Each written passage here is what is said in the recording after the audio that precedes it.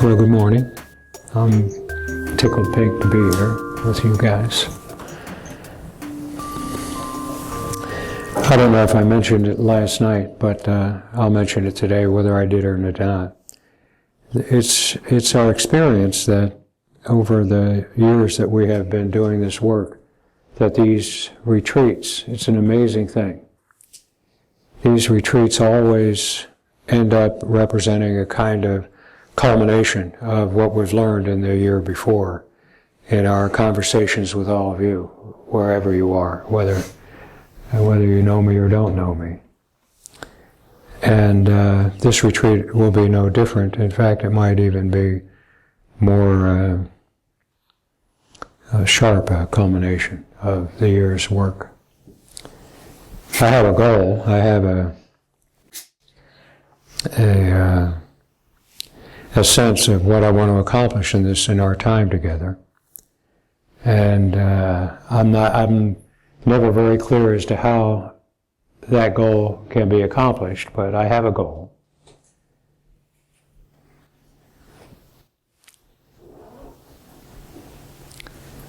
I spoke last night a little bit, I'm sure, about the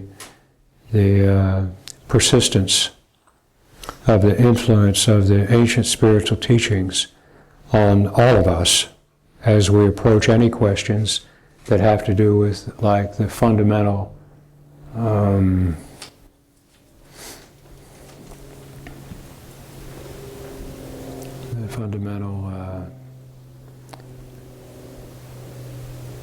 nature of being human, of being alive, of existing.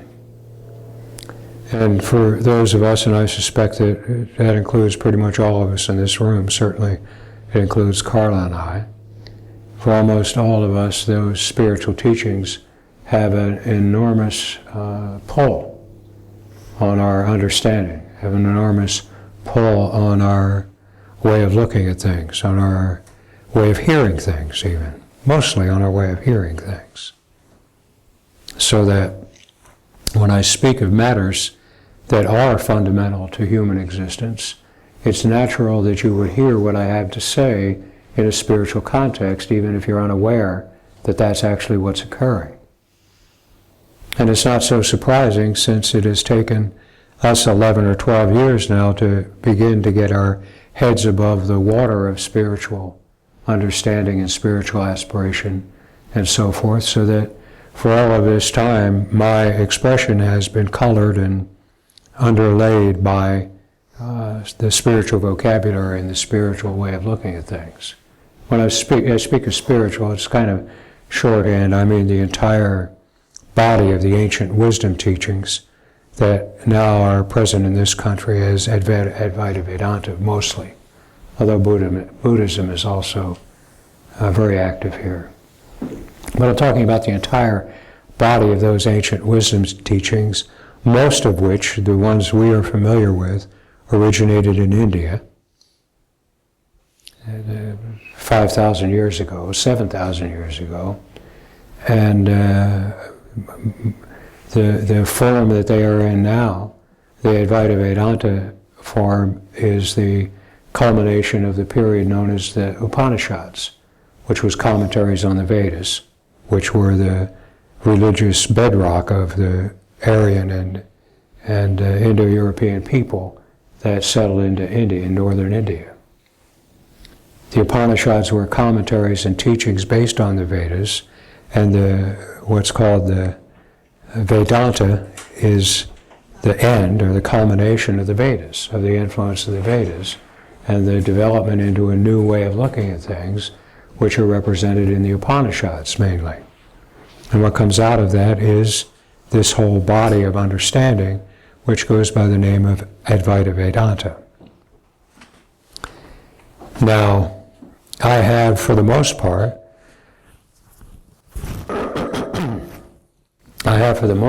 over this time, kind of tried to ignore them and brush them aside, because it has been, because they are so powerful, so powerfully present in our understanding of things, in our hearing of things, in our search for a solution to the human problem. So I have not wanted to kind of throw myself in front of that train by saying, wait a minute, stop, we can't talk about this stuff anymore, so that I have pretty much ignored them. People come to me, ask me about matters like that, I answer it to the best of my ability, and then move on. Pay it not a lot of mind. Speaking about spiritual teachings, Advaita Vedanta in particular.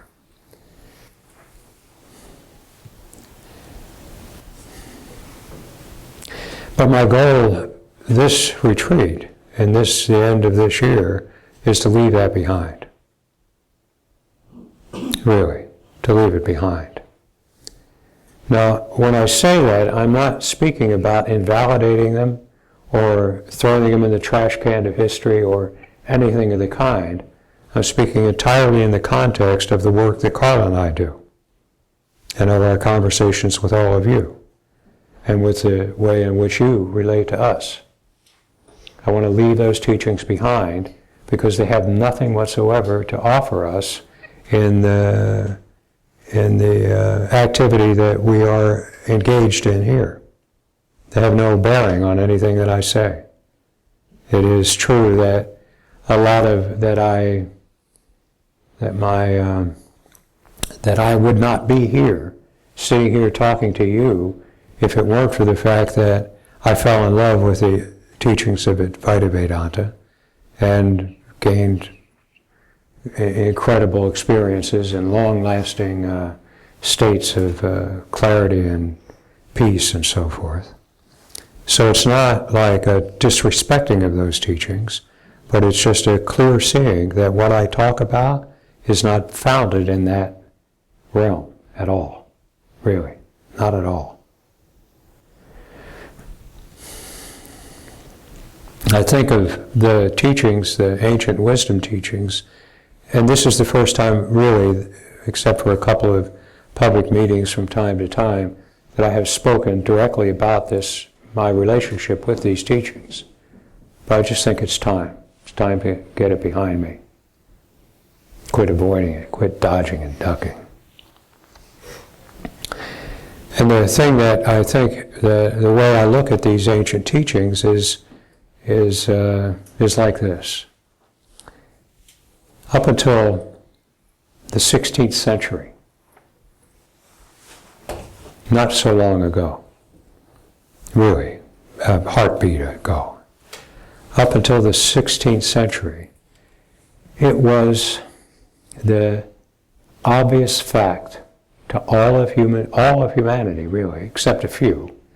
It was the obvious and absolutely self-evident fact that the earth was the center of the universe. When these teachings, this body of work that comprises the Advaita Vedanta teachings, when they arose in a world in which human beings knew beyond all question that the earth was the center of the universe, which is understandable, really. It's what you would think. Given, without any other consideration, it's what you would think.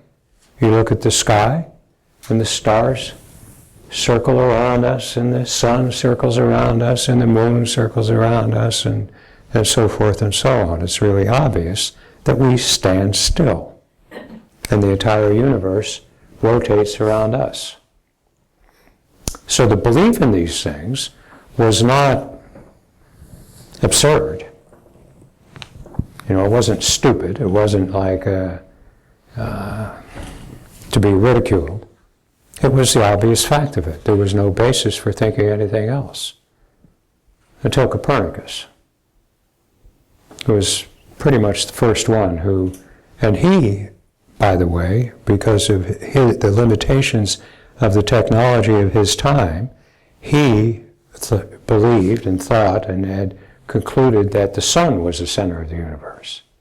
But that's because we had a very small view of what comprised the universe. When Galileo came along and invented the telescope, everything changed. And what was the absolute received wisdom of tens of thousands of years about the place of us and the earth and the scheme of the universe completely disappeared. Went away. No trace of it now. There might be a few traces of really superstitious people hiding in the hills somewhere, but I kind of doubt it. It's gone. As if it never were. It's a curiosity.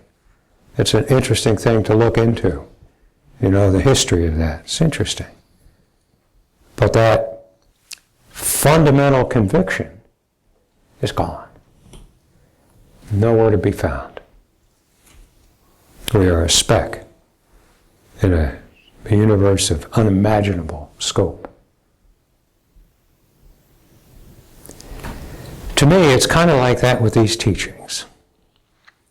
It's kind of like, of course, given the state of the human development of considering where we come from and what our nature is and what our purpose, if any, is on the planet and so forth, it is to be expected that these teachings represent an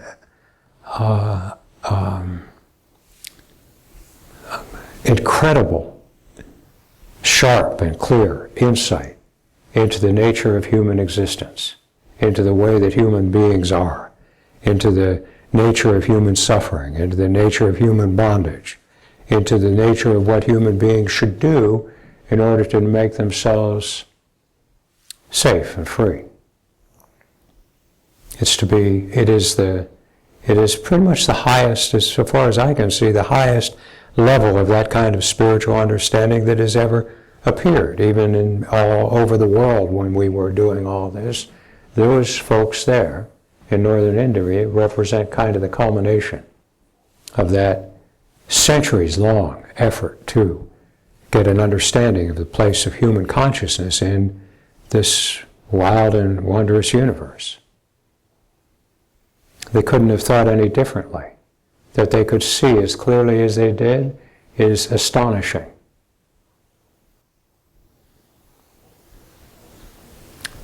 But consider that the characteristic that is most admirable and we refer to most often internally about our allegiance and our involvement in those teachings is that they have not changed.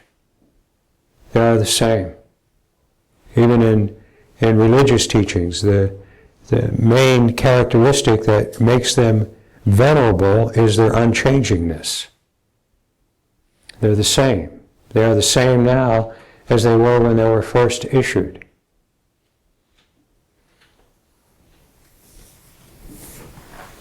Everything else has changed. Human beings have changed. Human society has changed. Human philosophy even has changed.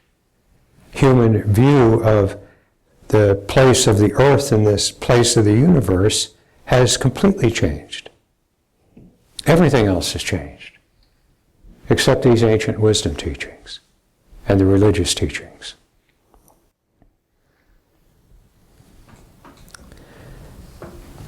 Now that doesn't subtract from their, I can't think of how to make this word, their venerableness, their capacity to evoke wonder and awe in us as we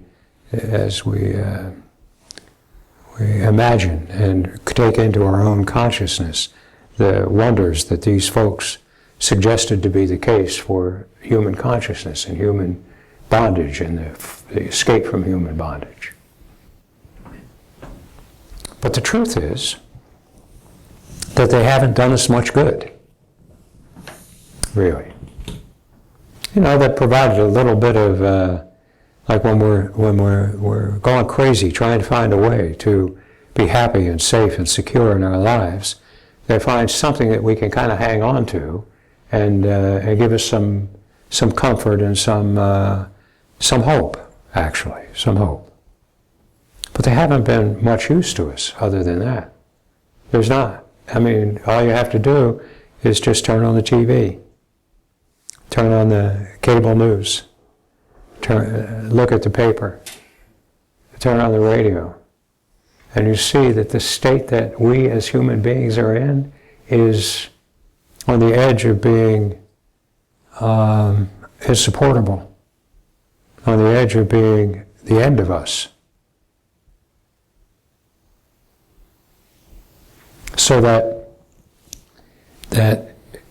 I think that it's useful to see that these teachings, like art, like music, like all of the beauty that human yearning and desire and passion have created, that these teachings are of no practical value to us. Not in the desire to be free, of the sense of being at risk and trapped in your own life. That they have had a very small effect on the human creature itself over all the thousands of years that that we have turned to them. Now that doesn't mean that we institute a program to rid ourselves of all these teachings.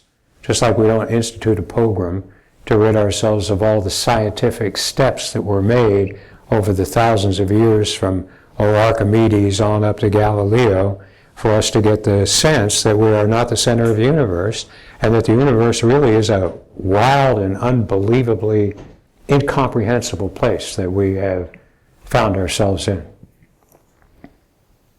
And they're like that. They're a step along the way. And they're not to be disrespected. They're not to be disregarded. And some of the things in them produce great insight and clarity.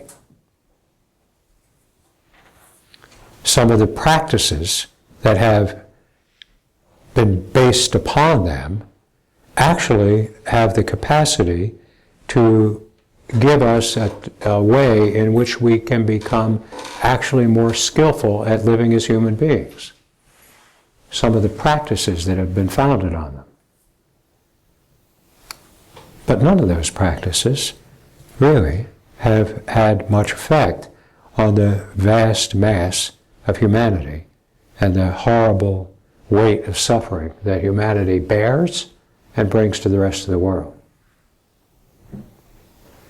Except to make us yearn for something, want something, believe that there's something more to life than just getting through the next minute.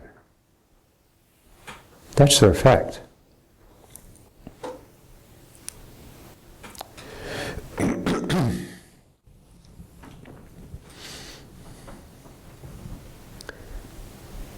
And it's certainly true that for me, that in my own life and in my own life experience, that it was the arrival of these teachings in my life that eventually brought me to the point that I am now.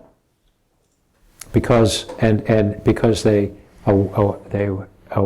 awoke within me a sense that there actually might be something to do other than kill people, other than lock people up, other than destroy your enemies and get what you can, that there might actually be something to do. So I don't discard them, but I don't want to talk about them anymore. It's also true that the teachings of Marxism-Leninism had an enormous impact on me and on the way I look at the world. My whole view of the world has changed as a result of that philosophical insight that is contained in Marxism-Leninism. But I don't want to talk about that either. You know? LSD had a big effect on me. I don't want to talk about that either. I want to talk about what I see now. What's possible now. What's possible for us as human beings now.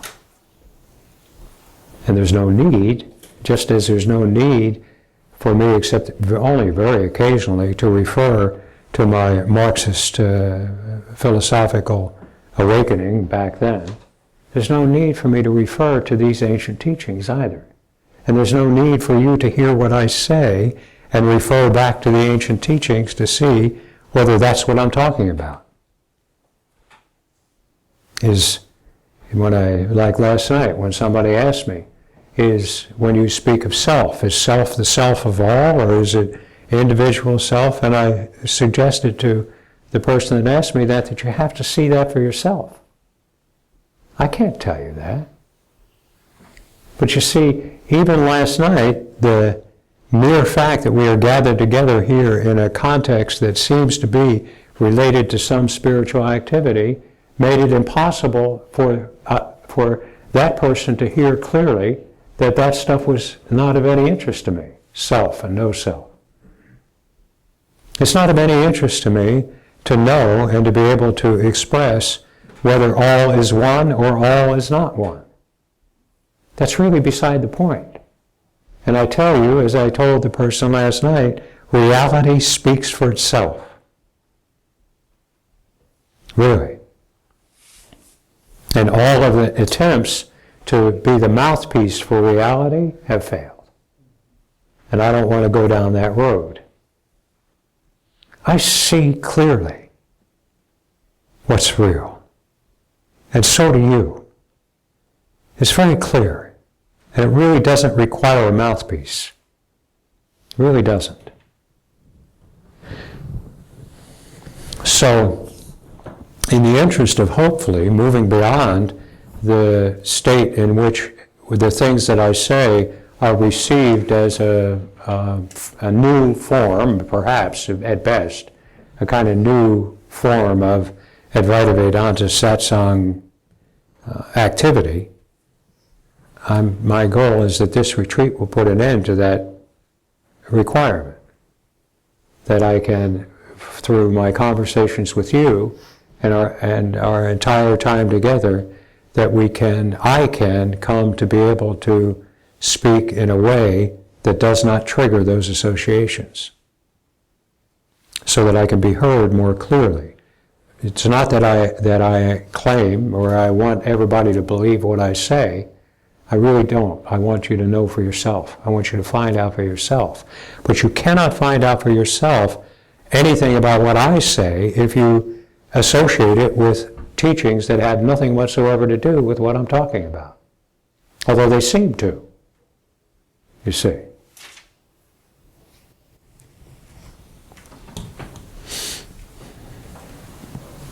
Galileo actually had to recant and say, no, I didn't mean it. And then I'm told, whispered under his breath, but it moves. The earth.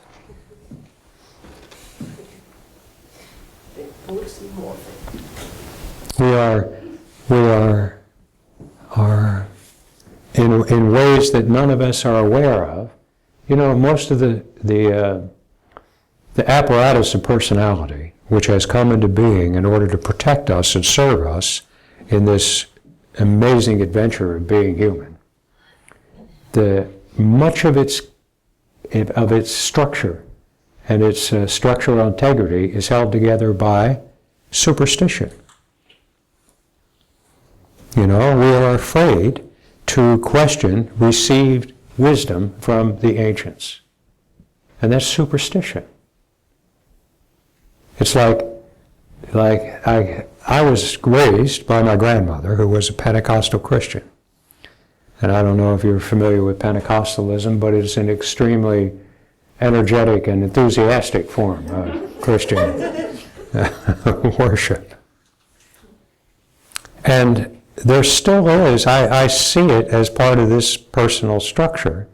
I see still this little hook of superstitious fear that if I speak bad about Jesus, that I'll go to hell. Now, I really don't think that's the case. It's possible, but I really don't. My rational mind, such as it is, does not really think that's the case. But still, there's that little hook there. That's superstition. It doesn't have to rule us, but it'll be there until it's not there anymore. So I would like us to put an end to superstition and put an end to the idea that what we say to one another must fit in some other context than the one we are speaking in. Now, I'm not just talking about me talking to you, but what we say to one another as we live our lives from day to day, that what we say has to conform to something in the past that we have received as the truth or wisdom or God speak or whatever, that what we say has to conform to that.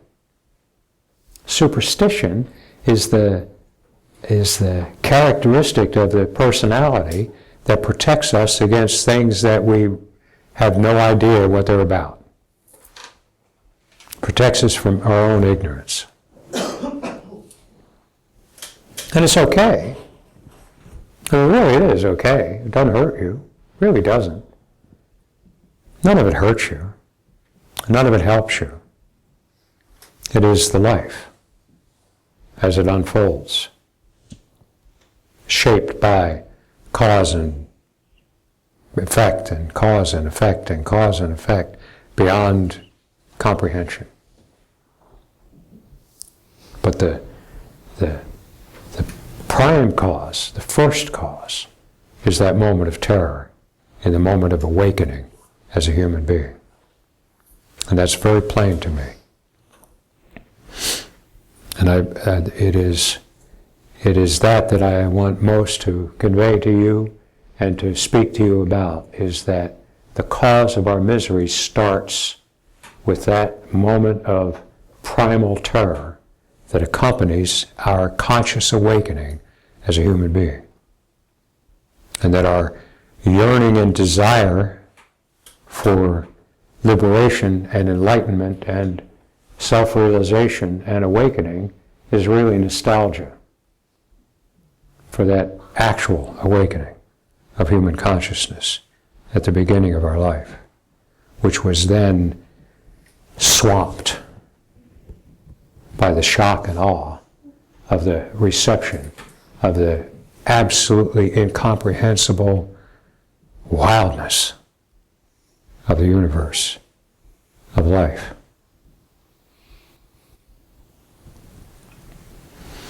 Because if you grant me that, if you are willing to take that as a theory, it's just a theory, it's a hypothesis, it's not even a theory. If you're willing to take that as a hypothesis, then you'll see as we proceed in this retreat exactly what it is that I am talking about and why it is that I recommend what I recommend, and why it is that I claim that this practice, if you will, is the medicine that cures that problem, and that when that problem goes, what makes your life seem unbearable goes away too. The life doesn't change, except that it changes all the time. The same pleasure is pleasure, pain is pain, confusion is confusion, clarity is clarity, and so forth, as they come and go within this life. But your alienation from that disappears. The distance that you keep between you and your life, that goes away. The need to keep life at arm's length in order to protect yourself, that goes away.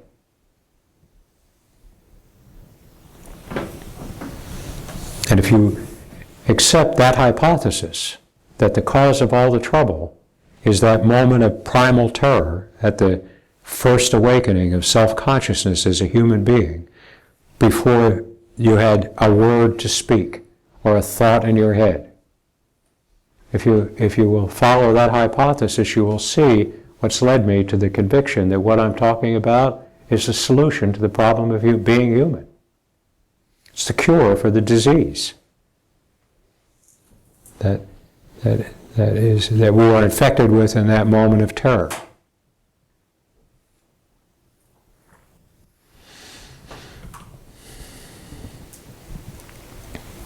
Now, all of my, like that's a hypothesis. Actually, it might even be a theory. I sometimes think it's a theory and sometimes think it's a hypothesis. But that theory, I have a clear sense of the explanation for it, and I have a clear sense of how it produces what it produces, and how our lives become objects of kind of fearfulness, timidity, anxiety, and so forth. I have an idea as to how all that transpires. I have some ideas as to how it is that this simple practice that I speak of actually cures that. I have some ideas about that, but they're all provisional.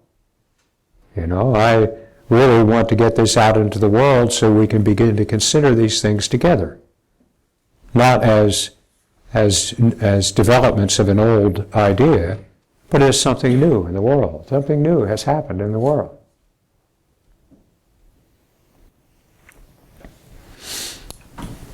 But basically it's this. We are scared of our lives.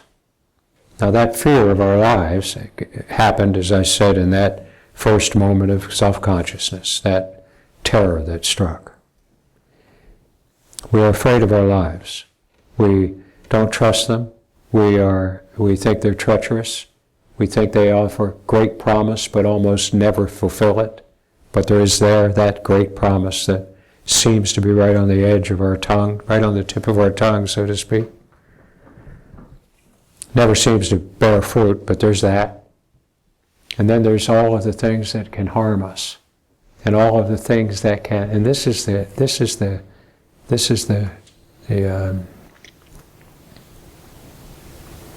well, I don't know exactly how to characterize it, but we are afraid, so afraid that we are afraid even to consider something new. We are afraid to depart from what we have managed to cobble together in our lives and our psychology over the years that keeps things more or less stable, more or less on an even keel. Sometimes we get, things come and they kind of knock us off balance, but most of the time we just keep everything, don't let anything, please, don't let anything get crazy here.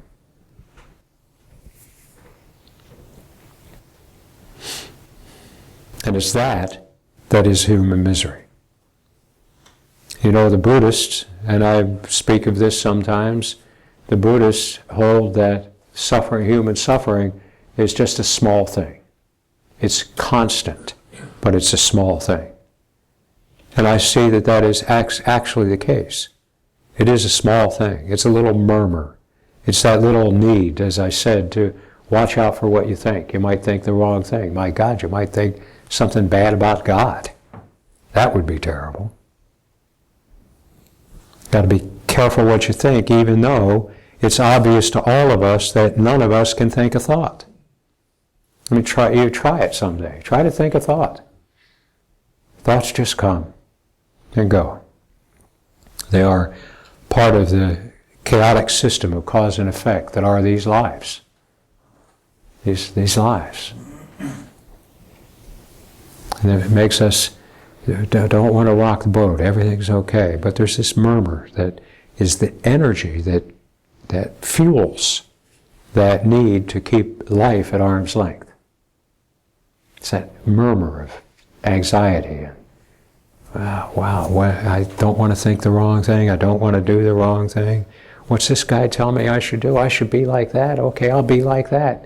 And then I get like that and I stay like that. And what's that other thing tell me I should do? I should think this. Wait a minute, I should be quiet. I should be still. I should be silent. I should stop thinking. That's it. I should stop thinking. But since I can't even start thinking, turns out that stopping thinking is no starter, so to speak.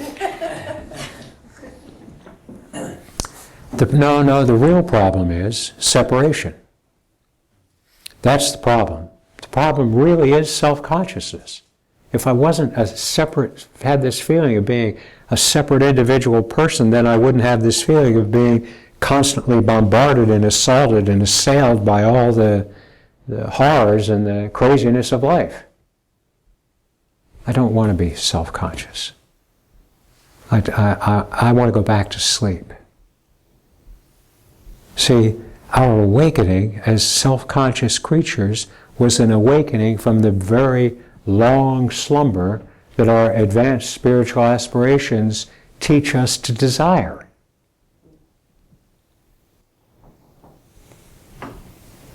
It's life that's the problem. Always it comes back to that. It's life that's the problem. yes, I am enormously lucky to be born human, but still, it's life that's a problem, and human life is more problematic than anybody's life. Creatures without this aching sense of self-consciousness, they certainly suffer pain and misery and all of that, but they don't suffer this internal alienation from their own lives.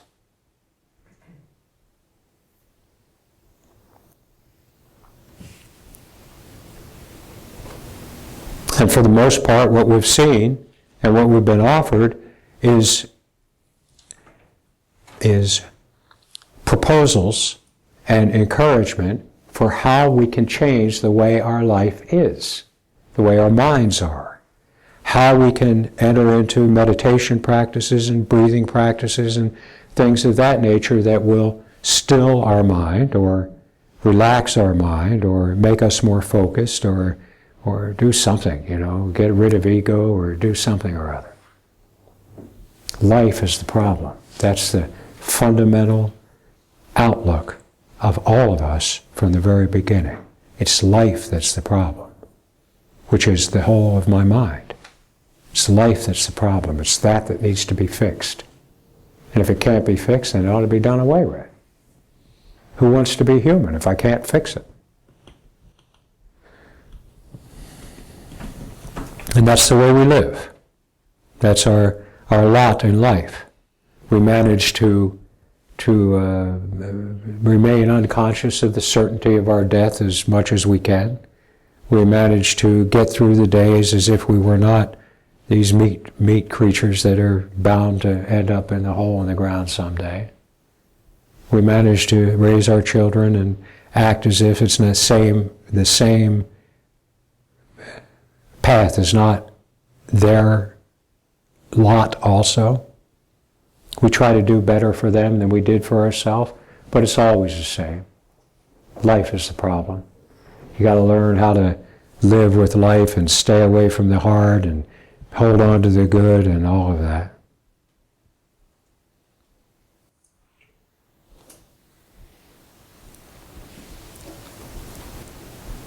But life's not the problem.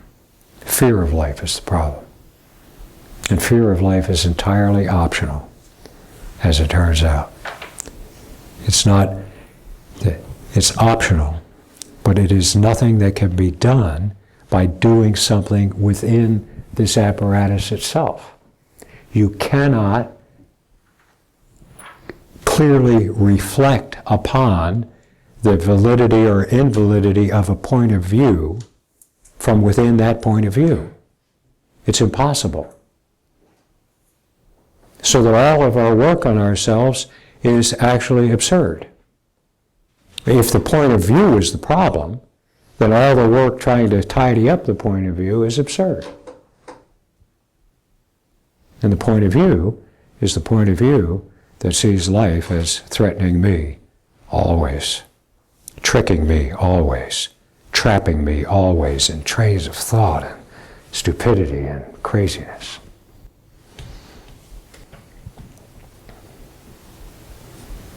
So without regard to the validity or invalidity of this point of view, the possibility is to act in a way that I claim will settle this once and for all. It won't make you enlightened. I don't even know what that is anymore. But it'll settle it once and for all. It'll take away that which keeps you separate from your life. And because it's something that's being taken away, often it's not even noticed when it happens. It's something small that disappears. So it's not even noticed when it happens. So you don't notice when something disappears unless it's something that you're watching all the time, which you're not watching this. You're actually trying not to watch this, looking out here.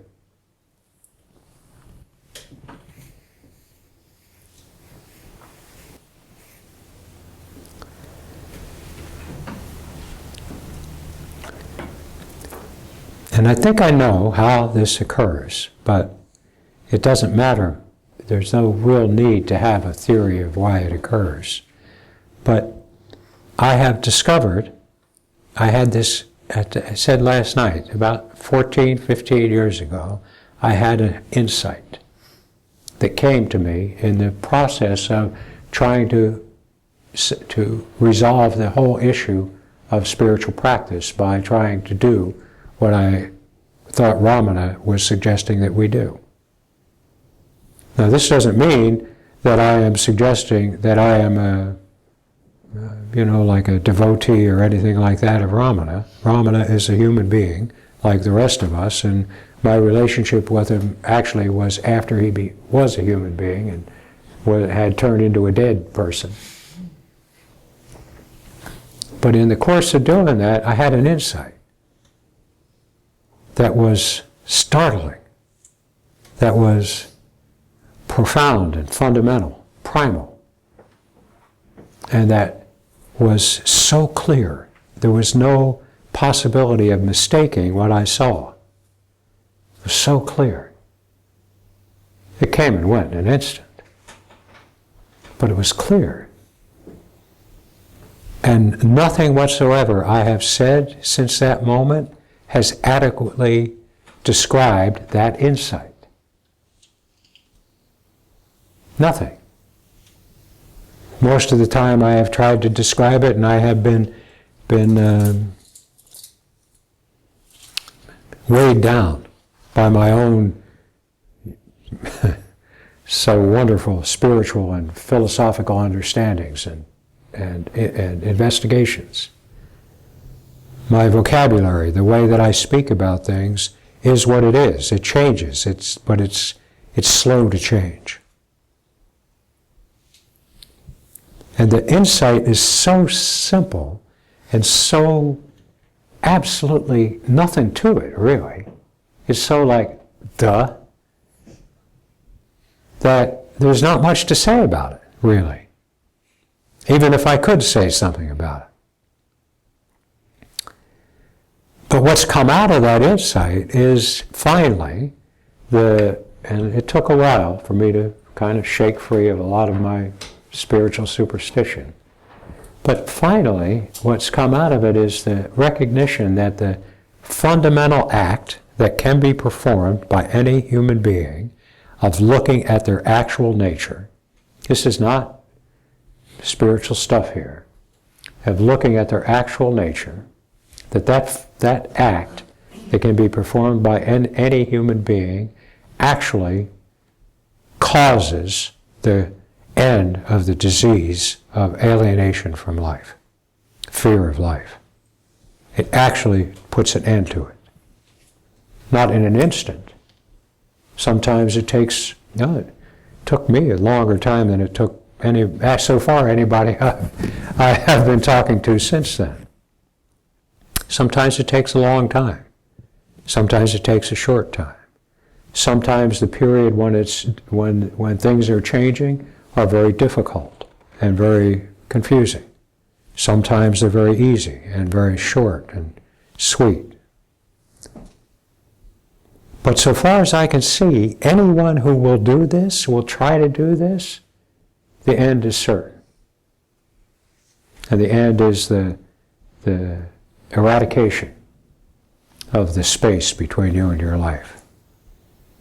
The end of that, fear of life.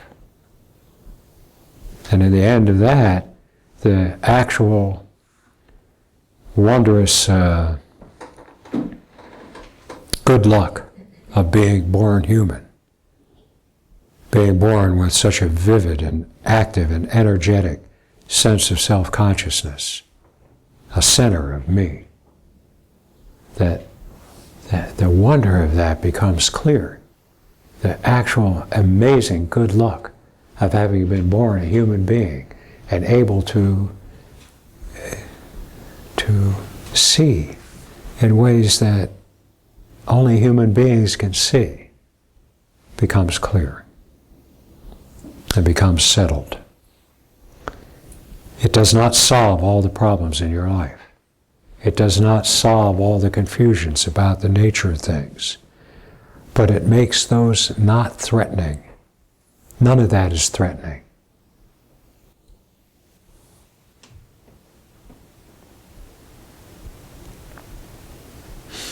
So, that act is looking at yourself, looking at your actual nature. As I speak, as I say 10 words about it, I am getting further and further from the actual nature of that act. The more I speak about it, the further I get from it. And I tell you that not in order to, inject some kind of mysteriousness into it, but just to warn you of the fact that as I talk about it, I'm getting further away from it. And the actual act itself has nothing to do with all these words. But we know that we can choose, and we're not going to quibble. During this time together, we're not going to quibble about words like choice and effort and effortlessness or any kind of things like that. We're not going to quibble over those things. We only have the language we are given. And that language is not suited for actually speaking directly about the things that we speak about. So we just do the best we can. And we all know, doing the best that we can choose to move our attention from one thing to another. We can, by choice, we can actually move our attention. I can attend to you yawning, or I can attend to that light shining in my face, or I can attend to this thing here waving in front of my face. I can move my attention from one thing to the other. So the act is to move your attention so that it comes in direct contact with your actual nature. Now this doesn't, although it sounds like it does, see, and this is one of the problems, it sounds like it takes some kind of a conscious discernment where you can discern your actual nature from your inactual nature. So that you have to be careful that, oh, wait a minute, maybe I'm in the wrong spot here, maybe it's over here somewhere. But it doesn't. It requires no discernment of that type whatsoever. If you are determined to touch yourself with your own attention, you will succeed, because you know what you are. You're very much aware of yourself all the time. You're never absent. You really know what you are. You're never absent. You're always here. So the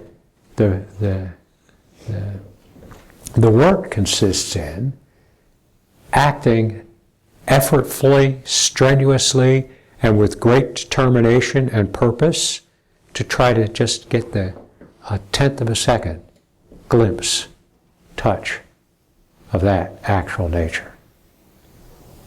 The most inward thing in you.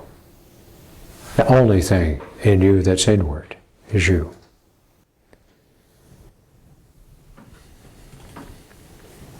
That's what has to happen. That's the only thing you have to do. Now there can be commentary, there can be, oh, I don't think I did it, or I do think I did it, or I don't think it's possible, or I think it's this, or I think it's the other thing. But I promise you that if you try, you will succeed. You may not know that you succeeded because doesn't take much. It takes just that.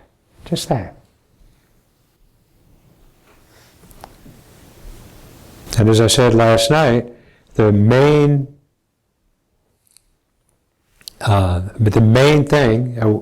way to tell that you have succeeded is that if after effort to do so, you find yourself continuing to do so.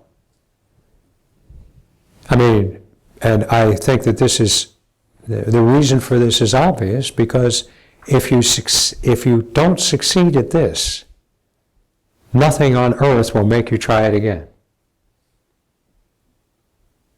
Really. Nothing's going to make you try it again if you don't succeed. I used to say, whenever it occurs to you to do so. But even when I said that, I knew that it really has nothing to do with your the idea occurring to you to do so, like it was your determination that brought it about. It is a fact that once it happens once, it happens again. And the story that may arise as you're standing in the checkout line and you kind of take a moment to see if you can't get a glimpse of yourself, the story that may arise as to how that happened and why it took place then and so forth and so on, is just a story about it. It's not bad, it's not good, but it's just irrelevant, beside the point. If you try it and you continue trying it, you have succeeded. And if you succeed, everything will turn out right in the end. And that's the truth of the matter. Everything else is discussion, conversation. I found that a couple of things that I found were helpful to me. One is to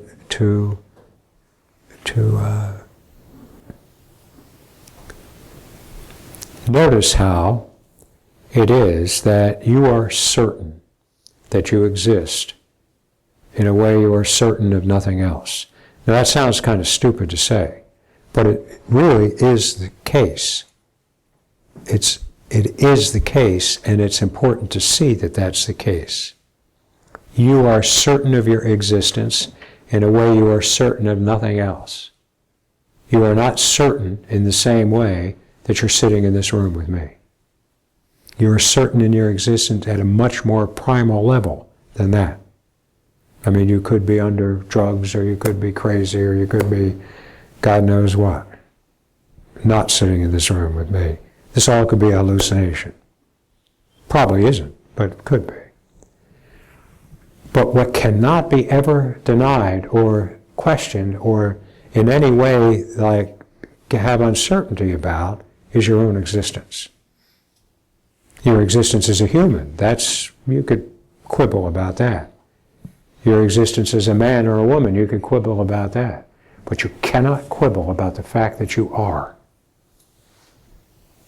Even to quibble about it is to prove it. You cannot quibble about the fact that you are. You can look and see, look at that certainty. Try to see what I'm talking about actually when I tell you that you cannot quibble about that. And if you look for that certainty, you will absolutely, your attention absolutely will touch your actual nature. It will. No way out of it. I also found that having a well-formed and well-developed recollection of something when you were a child, like doesn't have to be an important event, just something that sticks in your mind where it's alive with you, how it felt when you were involved in that when you were a child, and you can look and see what it felt like to be you then. Not what the circumstances felt like. You can see that, but the circumstances now are not the present circumstances, so it actually is possible for you to get a taste of what it felt like to be you underneath all of that. And if you do that, you've succeeded. And you'll come back to it again and again and again until the need to do so vanishes. And the need to do so vanishes not as a result of any kind of metaphysical transformation of, anything whatsoever.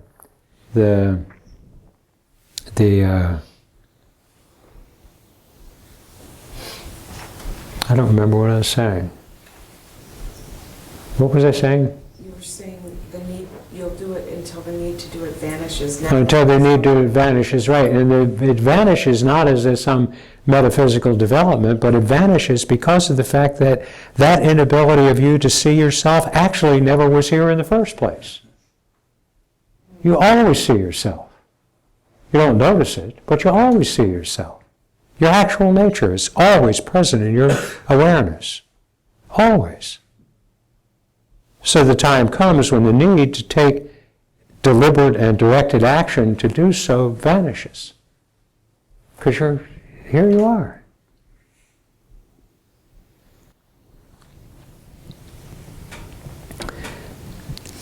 I call it a disease, this problem of being a human being. And, that's just a convenient figure of speech to be able to speak about it in a way that I can't speak about it in other ways. But I call it a disease because it acts like a disease. It's something that we don't know from whence it comes. We know that it's here if we pay attention, this murmur of discontent and dissatisfaction with life. We know it's here. We don't know where it comes from. We don't know what it is. We know that it's just a constant thorn in my side. And because it had a cause, really had a cause. It isn't just because you're a sinner or because God hates you or you're being tested or any of that. It had an actual cause, that cause being the terror of awakening.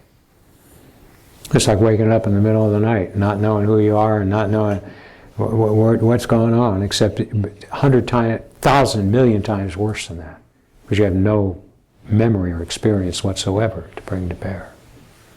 So it had a cause, and it has a cure.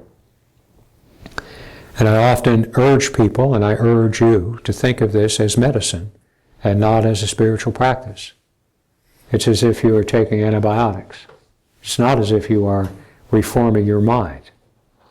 It's as if you are taking antibiotics in order to cure some feverish infection. So you touch yourself with the beam of your attention. That's the antibiotic. And you do it again, and you do it again, and you do it again. And nothing much happens. There are no great awakenings or great bursts of light or any of that kind of thing. They may be, but they're not connected with this. They're more connected with the dismantling of the apparatus that has served you so well for all of these years. So you take the medicine, and the day comes when the fever goes. Sometimes the recovery is long, sometimes it is difficult and very hard, sometimes it's short and easy, but the medicine always works. And in the end, the fever breaks. And when the fever breaks, it's not as if you have suddenly become something new or suddenly become nothing at all. It's just as if the fever broke. And here you are. And lo and behold, your whole ideas about your life and your relationship with life turned out to be just wrong. Not your fault. Just wrong. Just like for all those tens of thousands of years, the obvious fact that the earth is the center of the universe turned out to be just wrong. That's all.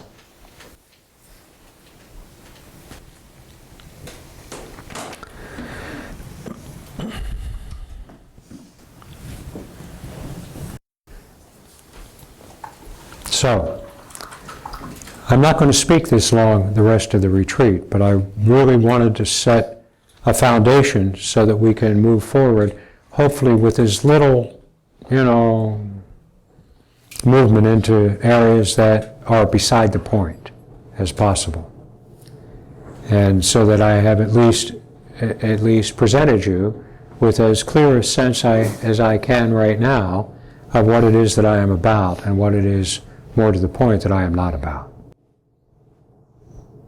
So, we have a little time left this morning. If anybody wants to talk to me about any of this, I'll be happy to do so. Okay?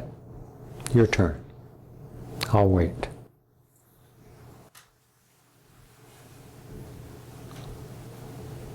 Yes.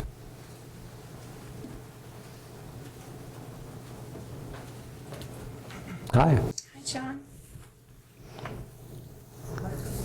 Microphone. What's your name? Liz. Liz. It's okay. What? Liz. Liz. Hi, Liz. Liz Klein. Oh, I know. Yeah. Okay. Hi. We've talked. How are you? You're Great. fine, just, you're doing I'm good. fine. Okay. So there's just something I wanted to clear up that you've mentioned several times. That Ramana said that what was left was the force of personality. And I can't get clear on what that means. Well, see, but that's the, Is that one of the questions I'm not supposed to ask? no, you can, well, actually, that's a good question. Okay. That's not one of the questions you're not supposed to ask. Okay. What I think it means is that the force of personality is this me-ness, this sense of being me. Okay? And that sense of being me is exactly what I'm trying to get you to look at. Okay. All right? And that was in the very time short after it all happened. Ramana said that, and that's what caught my attention. That's what made me kind of step back and say, I'd heard of Ramana, right? But I had long since kind of pushed him to the curb because I was already enlightened and I knew who I was, and I didn't need that stuff anymore.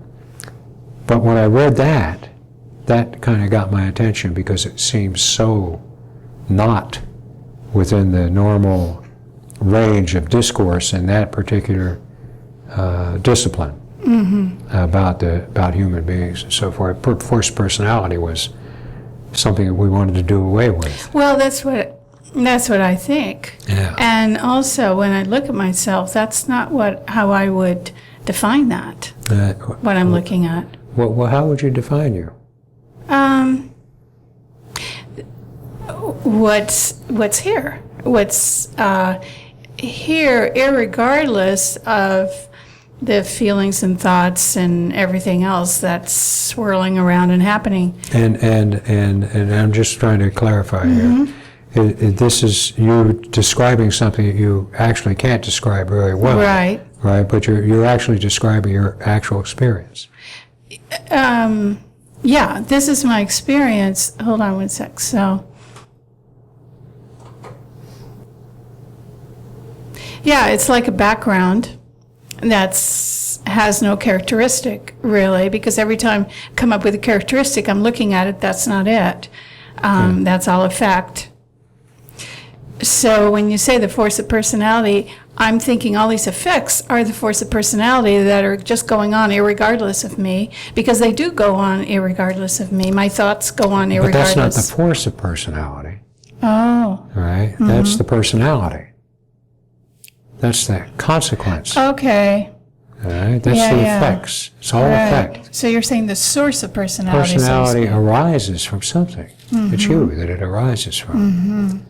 Now, it's not necessary that, and really everybody, it's not necessary that you adopt the terminology that I use. I mean, it might be useful and helpful for everybody, but it's not necessary that you adopt the terminology I use or the terminology Ramana used, and Ramana even less than me. No, but I just thought Right. maybe it was important Right. since he said that. But it is important, and it's a good thing to discuss. But that your understanding of your nature will clarify over time. Will.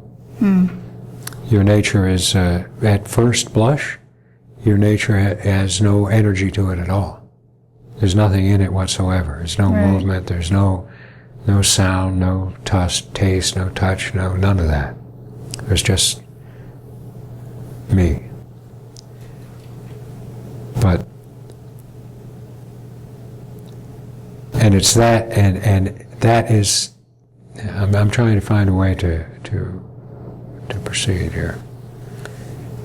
That evaluation of your nature is the evaluation that occurs within the personality that has appeared to protect you from your nature and appeared to protect you from life itself, so that the way in which we describe what we see is not to be taken very seriously. And the way Ramana described it is not to be taken very seriously. You're talking about the either. effects again, right? No, I'm talking about the way you describe you, Oh, okay. your nature, is not to be taken very seriously. Really. because what's doing the describing is the very apparatus that is Oh, I the see. effect of the disease itself, Right. all right? So it can only see It's in a like an certain autoimmune way. disease, yeah, right. Right. So that the way you describe your nature through that medium should be discounted. You know. That's the truth. You know. And what you just described to me, it is clear to me that that's exactly what you're looking at, is you. That it's clear. But the way in which you think about it is beside the point. It's the act itself that counts. And the fact that your description of this differs from mine or differs from somebody else is absolutely beside the point. Because this is something that is the most, has the highest requirement of self-reliance. By which I mean without, not being affected by what other people say about it. You must do this yourself. You must, and when you touch yourself, you know it. And once that occurs, everything else is certain. The end is for certain.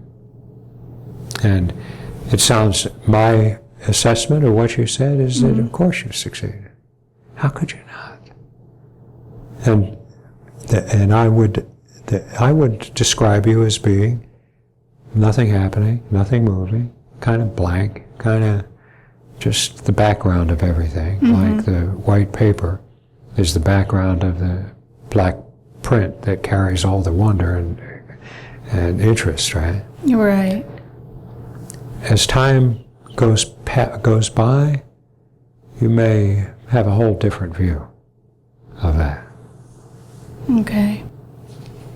And with that is what's sort of happening is that every kind of perspective I seem to have of things seems like kind of irrelevant. Yes, provisional and irrelevant. Yeah, that's which right. sometimes seems worrisome or weird because even the attempt to look at myself seems irrelevant sometimes because it's just another perspective of something to do. Yeah.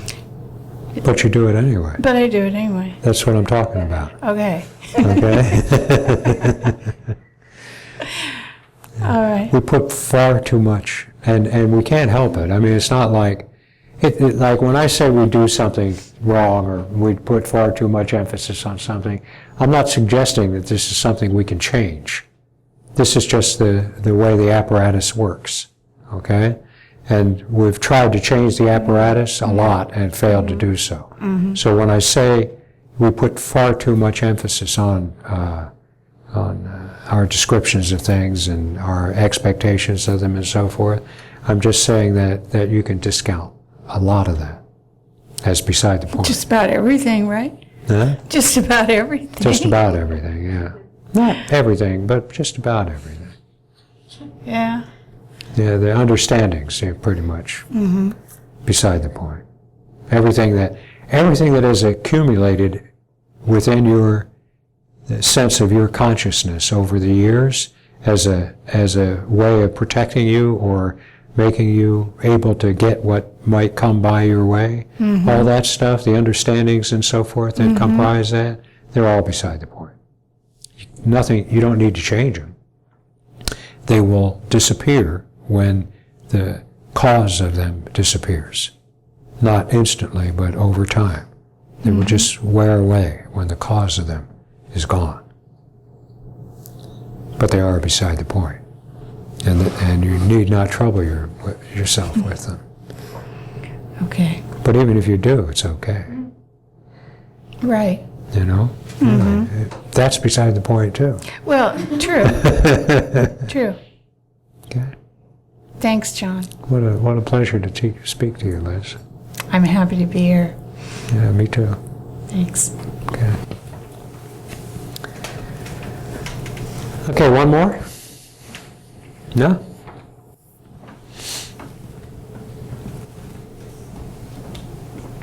I will often say things like, Like we put far too much emphasis on this, or we pay too much attention to that, or we think too much about that. But please, be kind to me and assume that when I'm saying things like that, I am not suggesting that these are things that are problems that need to be disposed of. They are not problems. They are effects. They cause nothing. They hurt nothing. They are the unavoidable consequence of that first primal terror. They are the chaotic system that has come into being and developed and formed and has its being within that sense that life is dangerous and life has to be kept at arm's length, and that actually we probably shouldn't much look at life at all because we all know where it ends up.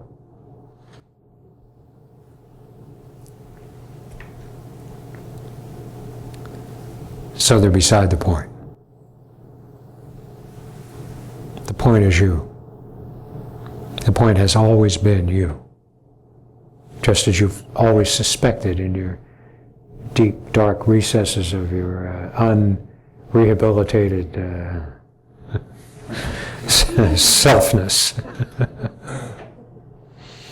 Really is. You are the point.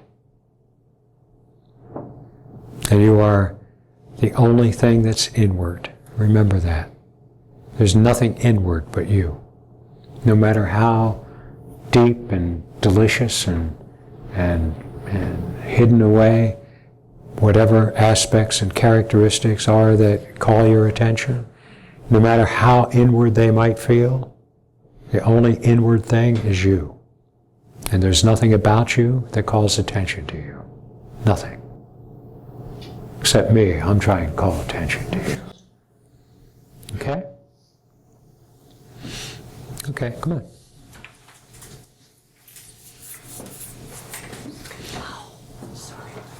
Steady.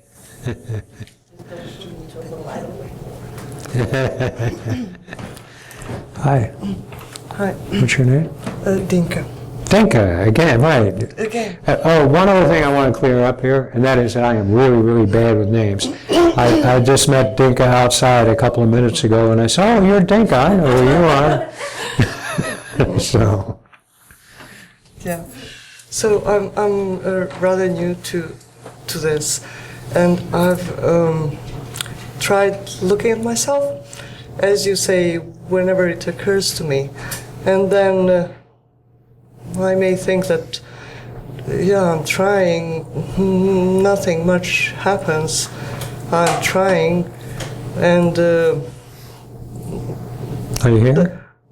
Are you here? am I? Are you here? If I'm here, You are here? How do you know that? because Look and see. How do you know that? I don't know how I do that. That's right. But that's where you look, Yeah. okay? Yeah. Into that, not knowing how you know that. Okay? But then, once, once it felt like something, but what it felt like, it didn't feel like me. It just felt like looking, like I was just present in my looking, and it did feel like when I was a child and I was looking. And what am I present to is my looking. That's right. And I lost my point now. I do that all the time. Yes, and then I'm thinking, this is now thinking, right? That may be irrelevant. It is irrelevant. But can I tell you anyway? Huh? Can I tell you anyway? You can tell me anyway. Yeah. But I can tell you in advance. Generally speaking, anybody who says this might be irrelevant, it's pretty sure I sign. know, but then, things... But come on, I know yes, things tell are me. irrelevant, but then they connect to something that is relevant. Sometimes. Well, let's see what happens. I'll take your word for it.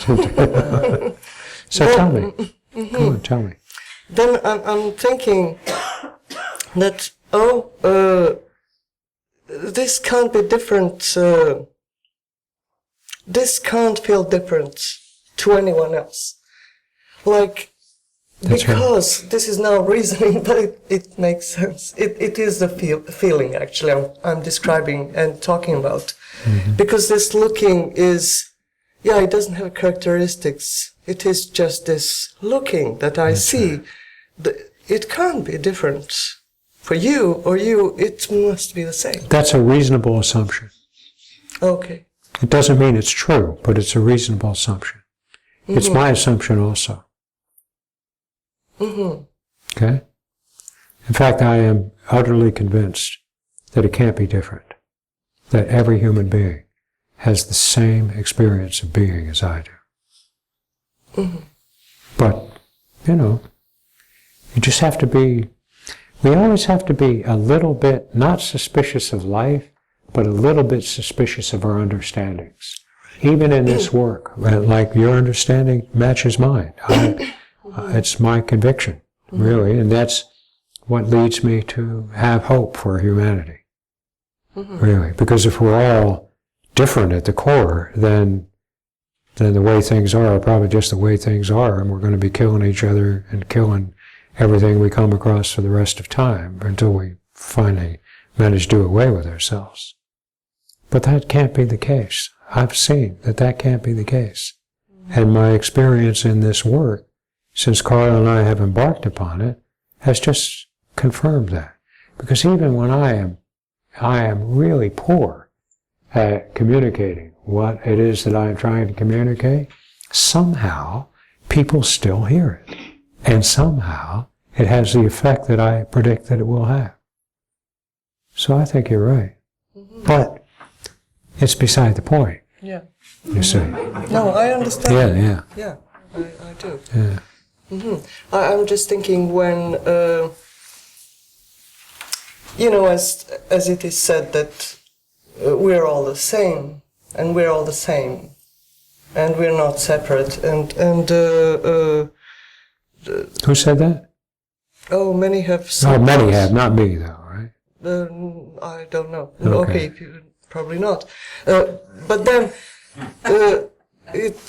I never could understand it, or I never could find the feel for that in me. Right. Know what it meant. Yes. What it meant.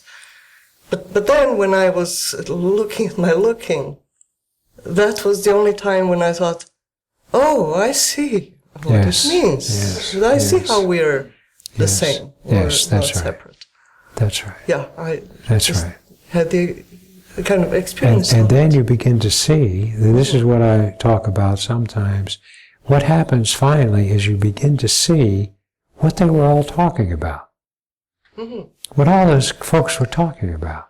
And you see that it wasn't the big deal that you made of it. It's not something you have to commit to memory and constantly refresh your understanding of. That it's just people trying and failing to say something really clear about something that really not much can be said about at all. And then that's what you see. You see that. And you say, oh, yeah, I get it. Now I get it. Yeah, that's what they're about. Yeah. This thing about, them saying that they were all one, and Right. but that doesn't make any sense Yeah, until you yeah. see it. And then it's really not such a big deal anymore. Right. Yeah. But this looking, like how you do it. When I remember and then try to do it,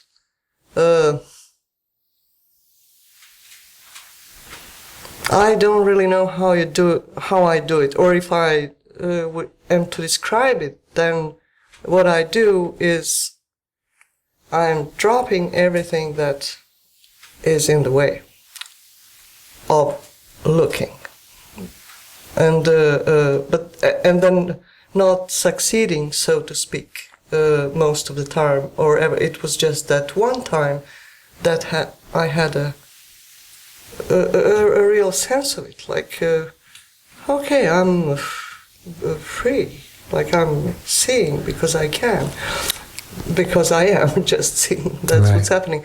But do you have any advice of, I don't know how, I kind of just dropped and dropped and Thinking? dropped things, but it wasn't me who did it. It just was the situation. It happened. There's a couple things, okay? And one is that obviously your success at this effort to get a glimpse of yourself has succeeded. That's very obvious in your description of what occurred that you recall in that event, right? That's very obvious.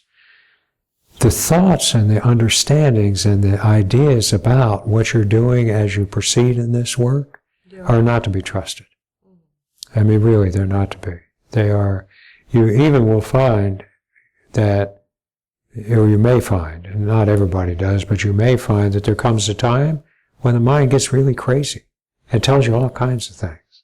But by the time that happens, it's too late, really, for it to have any lasting effect on you. So,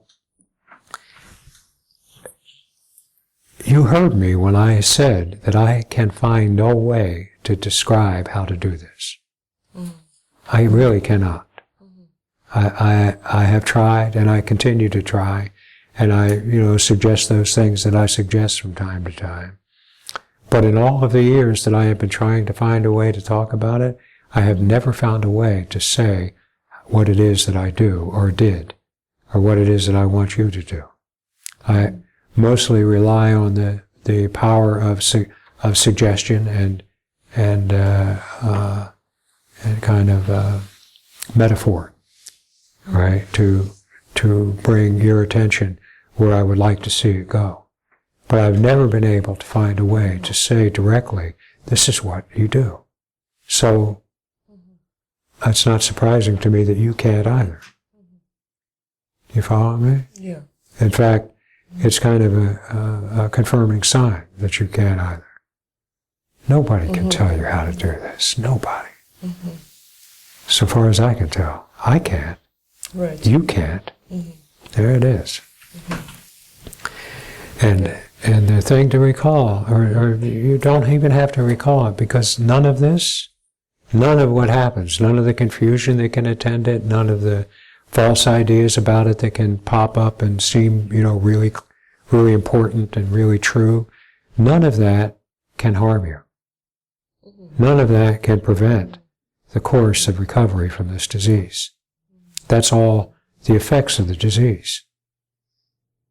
The things that we have fallen so in love with about our mind and our understanding and so forth, they are symptoms of the disease. And as the disease begins to go away, that can get really kind of crazy. Really. Because, well, I don't know why, because it does. Right. Because what we have depended upon so much over our entire life is having the rug pulled out from under it. Its whole foundation is being destroyed. So it's to be expected that there will be kind of automatic reactive occurrences within that apparatus. Reactive opinions about what's happening. Reactive, oh my God, I can't do this, I'm going to go crazy. All of that. Yeah. When even what I described, when I thought that I was looking, it really was a tenth of a second, or I don't know.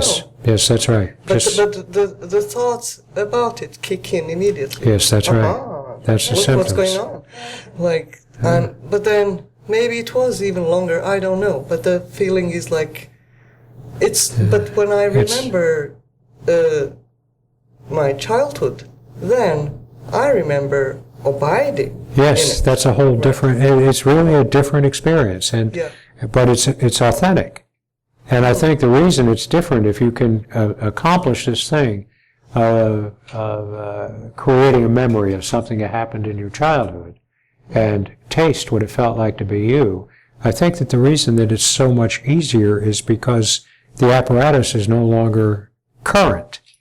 It's just what it was then, right? The circumstances and context and understandings and so forth are no longer driving anything. They're just a distant memory. But you are the same. Clearly and unassailably the same. And that doesn't fade like the effects of the apparatus. That's just a guess as to why that is. Yeah. Okay, thank you. Oh, thank you. Wonderful to talk to you. Hope I won't knock down anything on my way back. Yeah. Well, if you do, just pick it up. Okay, we're going to quit now for a while. We're going to have lunch and so forth, and whatever it is that happens in the interim between now and 3 o'clock. I promise you I will not bogart the conversation quite as much in the next meetings. I just wanted to get that foundation established so that I can refer back to it when I say, we're not talking about that. That's not what I'm talking about. So thank you for your time and attention. Thank you for your presence here. Thank you for your willingness, your courage. Takes courage. Okay?